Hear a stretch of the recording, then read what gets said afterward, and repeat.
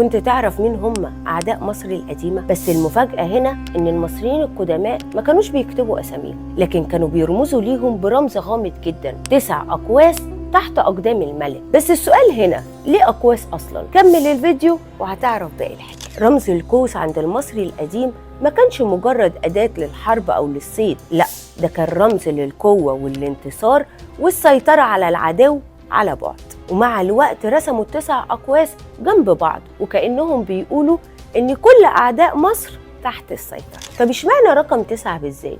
ما كانش 10 ولا 11؟ لأن المصريين القدماء كانوا بيعتبروا رقم 9 ده رمز للكمال والاكتمال. فالأقواس ال9 دول ما كانوش مجرد شعب واحد، لكن كان أي عدو أو خطر يهدد أمن مصر. وعشان الرسالة توصل للجميع كانوا بينحتوا الأقواس ال9 تحت أقدام الملك في المعابد، كأن الملك واقف فوق أعدائه حرفيا. زي كده الملك رمسيس الثاني هتلاقوه واقف فوق الأقواس ال9، مشهد كله قوة وسيطرة. بس السؤال هنا، إيه هي الأقواس اللي إحنا بنواجهها النهاردة؟